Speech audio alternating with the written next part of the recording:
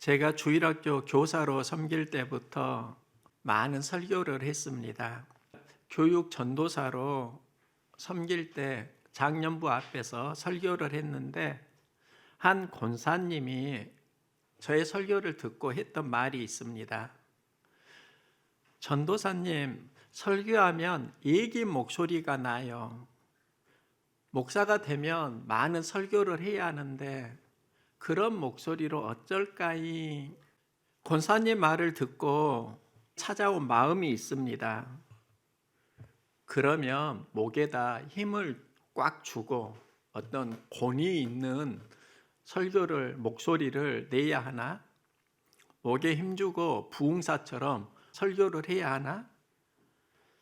권사님 말이 나의 마음에 들려오지 않았습니다.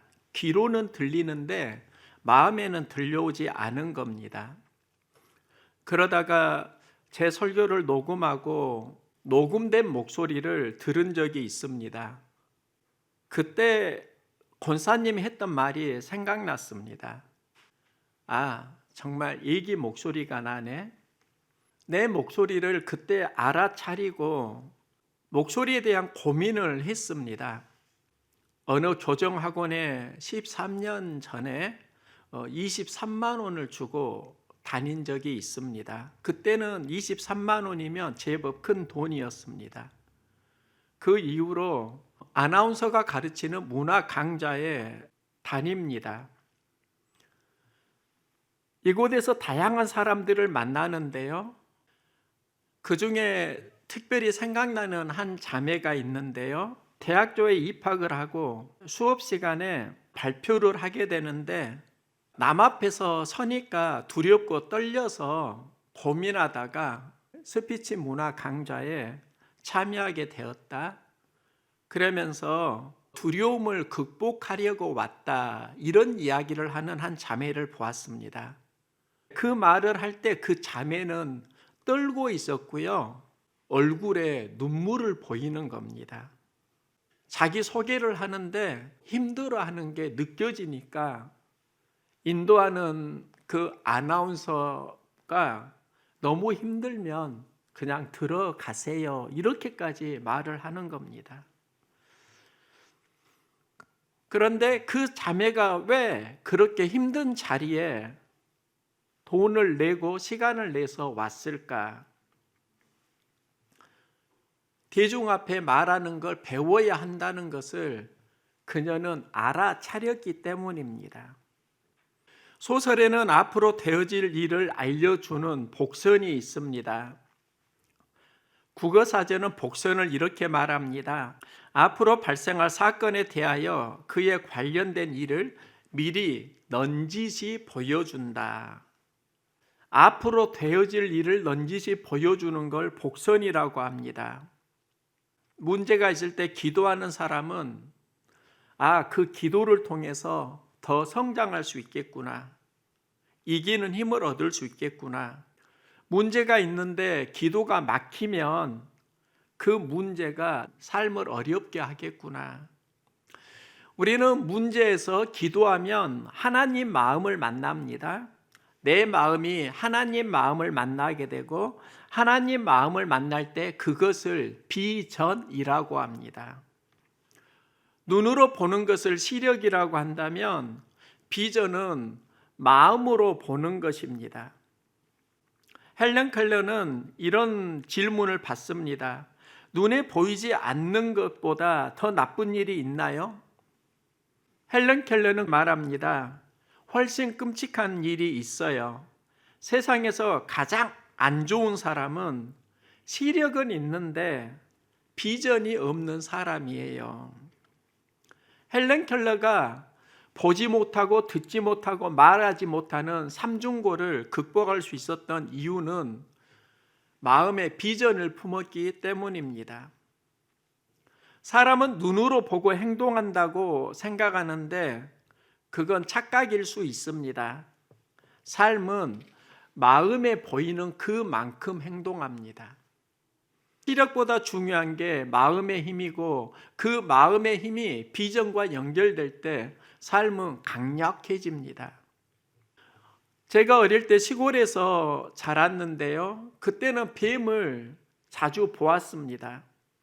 물놀이를 하다가 냇가를 건넜는데 앞에 수백 마리의 뱀이 엉켜 있는 것도 보았습니다. 그때 뱀을 보면 굉장히 놀랐습니다. 어렸을 때 뱀을 보면 깜짝 놀라고 주변에 돌이나 막대기가 있는가를 살피고 그걸로 뱀을 죽였던 기억이 납니다. 지금 생각하면 저는 잔인한 아이였습니다. 시골에서 착하다는 말을 들었는데 뱀에게는 잔인한 행동을 했습니다. 나는 왜 그때 뱀에게 그렇게 잔인한 행동을 했지? 이 질문을 하면서 발견한 게 있습니다. 뱀을 보며 무섭고 두려움을 느꼈는데 나를 보고 두려워하는 그 뱀의 감정은 느끼지를 못했습니다. 나만 느끼고 그 뱀의 감정은 느끼지 못하니까 나를 놀라게 한 그 뱀이 싫은 겁니다.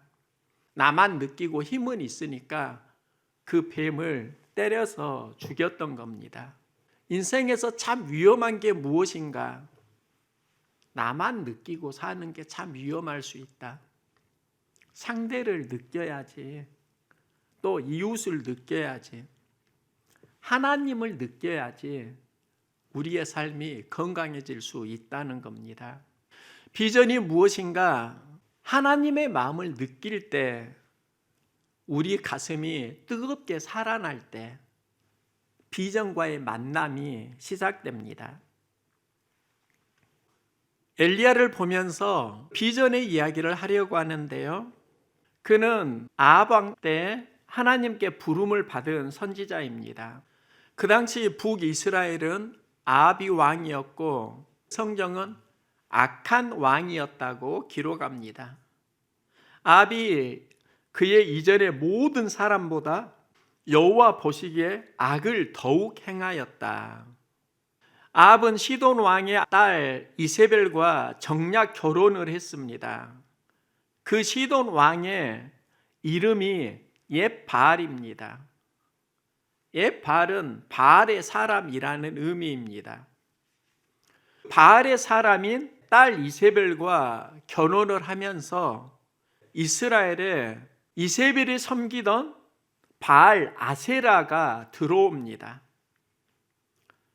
바알과 아세라를 섬기는 사람들을 이스라엘 안에서 자꾸 육성을 하게 되고 그들은 하나님을 섬기는 선지자들보다 더 큰 영적 주도권을 가집니다.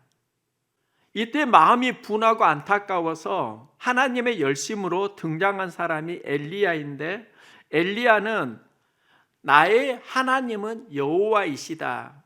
이런 의미가 있습니다.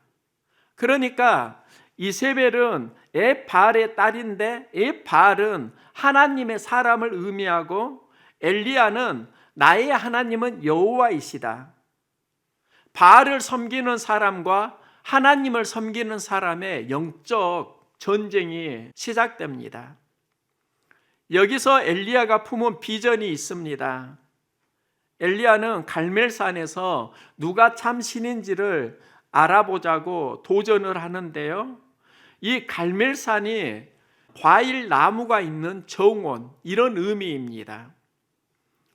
영적으로 보면 갈멜은 하나님이 인류를 창조하시고 사람에게 주었던 에덴과도 상당히 유사합니다. 에덴에 먹기에 좋은 과일 나무가 있는 정원을 하나님이 주셨는데 에덴 동산에 마귀가 아담과 하와를 유혹하고 인류는 하나님 금하신 열매를 따먹습니다. 영적 전쟁에서 인류는 쫓겨납니다.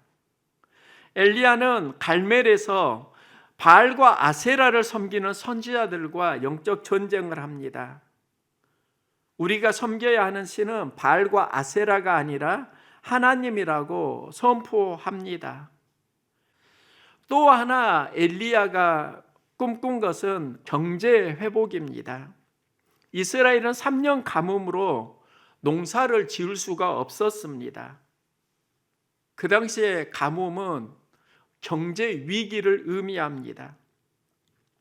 엘리야는 갈멜산에서 비를 주시라고 하나님께 간절히 기도합니다.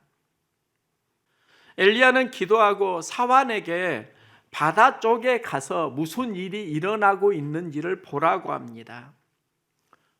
사환이 올라가서 바다를 둘러보니까요, 아무 징조가 없습니다. 엘리야는 사환에게 7번까지 반복해서 올라가라, 징조가 보일 때까지 계속 올라가라는 말씀입니다. 여기서 사환이 발견한 게 바로 손만한 작은 구름입니다. 그 손만한 작은 구름이 가뭄을 이기는 큰 비를 가져옵니다. 우리는 기도하면서 큰 비를 기대합니다. 엘리야가 먼저 만난 건 커다란 폭풍우가 아니라 손만한 작은 구름입니다. 하나님의 비전은 작은 씨앗을 통해서 이루어진다는 겁니다. 미국 필라델피아 외진곳에 템플 교회가 있는데요, 시골에 있는 작은 교회입니다. 사람들이 예배를 드릴 때 몰려오면 사람을 모두 다 수용할 수가 없었습니다. 그래서 장년들 중심으로 예배를 드리고 아이들은 돌려보내는 경우가 있었습니다. 어느 날 병든 한 소녀가 이 템플 교회에 찾아왔습니다. 그때 안내하는 교사가 교회에 자리가 없다면서 자리가 생길 때 다시 부를 테니까 오늘은 돌아가라고 합니다. 소녀는 자리가 없어서 예배를 못 드리다가 지병으로 세상을 떠납니다. 그 소식을 들은 템플교회 목사님이 그 소녀 장례 예배를 인도하는데요, 그 소녀가 남긴 편지 하나를 읽어줍니다. 이런 내용입니다. 목사님, 저는 교회에 갔는데 예배실이 좁아 자리가 나기를 기다리는 아이입니다. 제가 먹고 싶은 거 먹지 않고 모은 돈이에요. 큰 예배당을 지어서 우리 어린이들이 함께 예배 드릴 수 있도록 해주세요. 그런 편지를 쓰고 그 편지 봉투 안에 57센트가 담겨 있었습니다. 그 소녀의 유언을 들은 사람들이 감동을 받고 움직이기 시작합니다. 그리고 아이들이 함께 예배할 수 있는 커다란 교육관과 예배당을 짓습니다. 후에 가나안에서 치료받지 못하는 사람들을 위해 선한 사마리아 병원을 세웁니다. 그 다음에 미국의 명문인 템플 대학교가 세워집니다. 소녀가 드린 것은 편지와 57센트였습니다. 그 57센트가 하나님의 마음과 만나고 많은 사람에게 감동을 주니까 교육관과 예배당, 병원, 또 명문 대학을 세우는 씨앗이 됩니다. 비전은 열매가 아니라 씨앗에서 시작됩니다. 성경에 태초에가 있습니다. 태초에 하나님이 천지를 창조하시니라. 그리고 신약에서 태초에 말씀이 계시니라.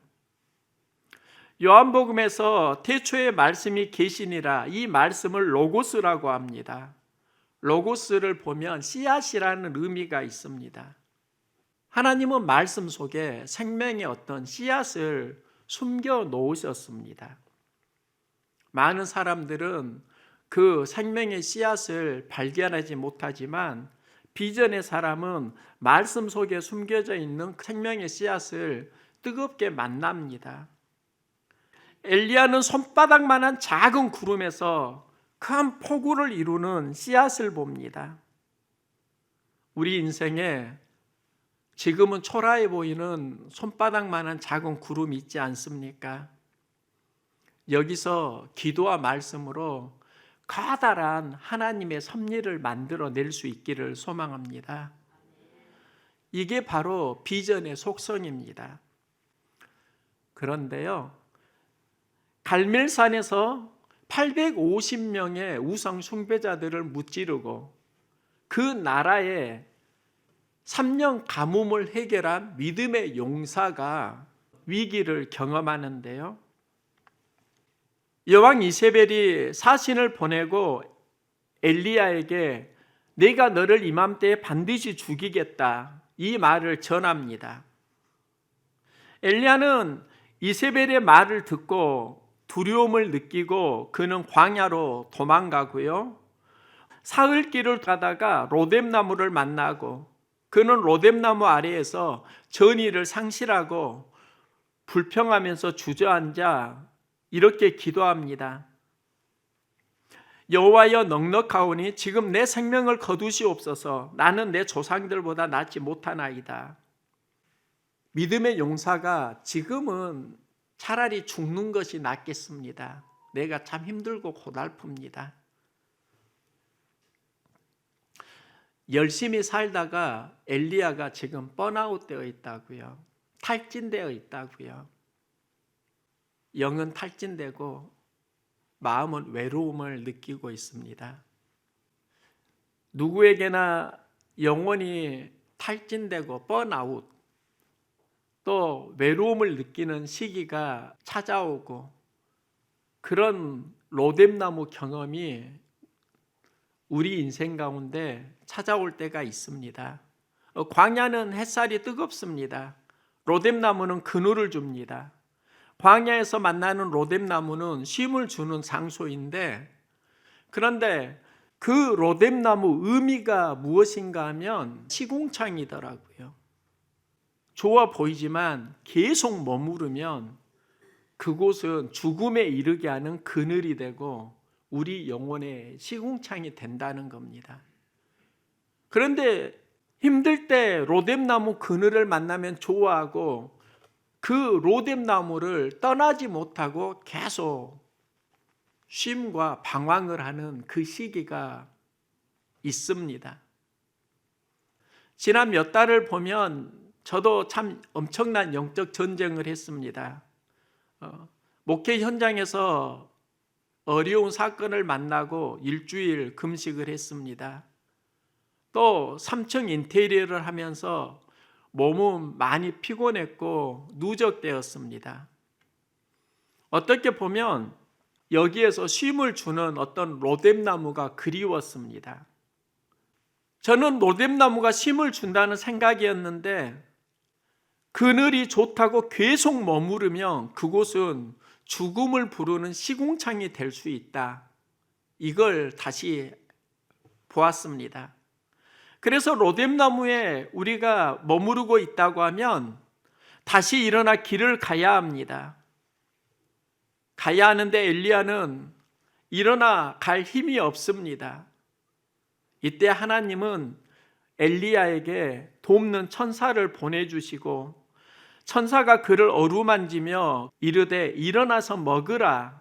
지쳐 쓰러진 엘리야를 어루만지는 사람, 그 천사가 우리가 되기를 소망합니다. 우리의 인생을 보면 지쳐있는 마음들이 참 많이 있다고요. 타인의 이야기가 아니라 우리 자신의 이야기다고요. 그때 어루만져주는 신앙의 동역자가 있으면 힘을 얻는다는 겁니다.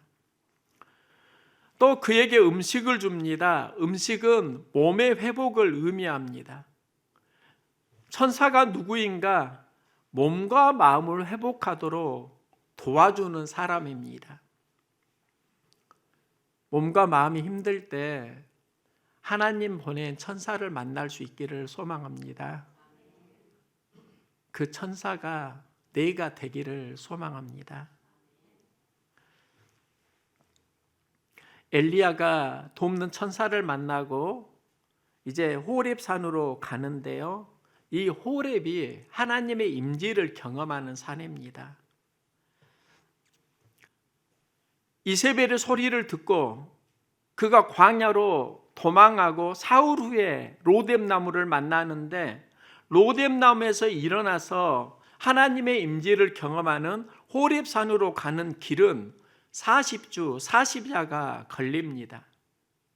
그리고 호렙산에서 하나님은 엘리야에게 말씀하시는데요, 지진 후에 불이 있으나 불 가운데서도 여호와께서 계시지 아니하더니 불 후에 세미한 소리가 있는지라.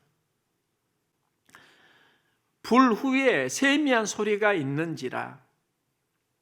우리가 호렙산에 가면 하나님이 지진이나 불 가운데서 우렁찬 목소리로 말씀을 하실 것 같지 않습니까? 그런데 지진이 나고 불이 있어도 하나님은 계시지 아니하더니 나중에 그게 사라진 후에 세미한 하나님의 음성이 들려왔다는 겁니다. 불 가운데서 하나님을 만나는 것도 있지만, 고난이나 어떤 사건 속에서 만나는 것도 있지만, 그 후에 세미한 소리가 있었다라는 건 내가 시끄러우면 들을 수 없는 하나님의 음성이라는 겁니다. 하나님은 세미한 음성으로 엘리야에게 말씀하시는데요, 하사엘에게 기름을 부어 아람 왕이 되게 하고, 예후에게 기름을 부어 이스라엘 왕이 되게 하고, 또 이스라엘 가운데 7,000명을 남기리니 바알에게 무릎을 꿇지 아니하고 입맞추지 아니한 자니라. 하나님은 예후에게 기름을 부으라고 하고요, 이 예후가 이세벨을 죽입니다. 엘리야는 영적 암흑기에 비전을 품은 사람인데요, 그 비전의 중심에 여러 사건이 있었는데, 그래도 그 중심에서 하나를 찾고자 하면 그건 음성이라고 할 수 있습니다. 하나는 이세벨의 음성이 있습니다. 내가 너를 반드시 죽여버리겠다고 하는 이세벨의 음성, 여기에서 두려움을 느끼는 엘리야의 마음이 있습니다. 그런데 엘리야가 경험한 것은 사실 이세벨이 아니라 이세벨의 소리입니다. 엘리야를 죽이겠다던 이세벨은 엘리야가 기름 부어 세운 예후에게 죽임을 당합니다. 그러니까 이세벨의 실제적인 공적은 이루어지지 않았다는 겁니다. 그런데 우리가 그 소리를 듣고 그 소리에 반응하면서 살아가는 경우가 굉장히 많이 있습니다. 우리를 힘들게 하는 수많은 소리가 환경에서 들려옵니다. 그 소리에 우리 믿음은 바닥을 치고 두려움을 느끼고 마음은 낙심낙담하는 경우가 참 많이 있습니다. 우리의 영은 영적 로뎀나무 시궁창에 빠지는 경우가 있습니다. 이때 엘리야가 어떻게 다시 회복되는가? 그가 하나님의 음성을 듣기 시작합니다. 하나님의 음성은 하나님께서 들려주는 세미한 음성도 있지만, 또 돕는 천사를 통해서 들려주는 하나님의 수많은 음성도 있습니다. 지난주 설교가 나의 삶의 포도주가 떨어진 날에였습니다. 포도주가 떨어지는 사흘째를 우리가 살다 보면 만난다는 겁니다.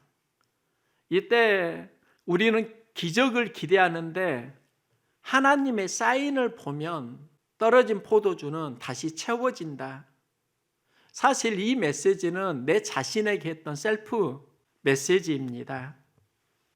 내 삶에도 포도주가 떨어질 때가 있더라고요. 다시 채워야 되겠더라고요. 그래서 설교를 했는데요, 나의 삶에 포도주가 떨어졌다는 분의 전화를 받았습니다. 또 문자 메시지도 받았습니다. 이때 느끼는 게 많은 분들이 삶에 힘을 내야 하는데 힘을 내지 못하는 영적 암흑기를 경험하고 있구나. 포도주가 떨어질 때 어떻게 해야 되는가? 이때 하나님께서 주시는 마음이 그런 겁니다. 열매 보지 말고 씨앗을 보라는 겁니다. 영적 가뭄이 심하고 어려울 때 우리는 큰 비를 기대하는데, 기도하고 말씀을 붙들고 몸부림을 쳐도 커다란 구름이 아니라 우리에게 보이는 건 손바닥만한 작은 구름일 수 있습니다. 그걸 보고 실망하면서 살아갈 수 있습니다. 하나님의 비전은 그 구름 속에서 큰 폭우를 이루는 씨앗을 보라는 겁니다. 이게 바로 씨앗에서 시작하는 비전입니다. 비전으로 살아갈 때 이세벨 소리가 많이 들려옵니다. 두려움을 주는 수많은 소리가 여러분의 삶의 현장에 들려옵니다. 삶은 요동치게 되고 감정은 힘들어집니다. 그때 하나님 앞에 다시 잠잠히 하나님을 바라고 기대할 수 있기를 소망합니다. 그러면 하나님의 세미한 음성이 들려온다고요. 세미하다는 것은 시끄러우면 들리지 않는 소리라는 겁니다. 요동치는 마음이 있다면 다시 하나님을 바라볼 수 있기를 소망합니다. 다시 하나님의 세미한 음성이 들리는 은혜를 경험할 수 있기를 응원합니다. 씨앗은 작지만 그 안에는 생명을 이루는 하나님의 능력이 있습니다. 이세벨의 음성이 나를 힘들게 하고 있습니까? 그래서 걱정도 많고 염려도 많고 두려움의 삶을 살아가고 있습니까? 하나님의 세미한 음성을 일상에서 다시 회복할 수 있기를 소망합니다.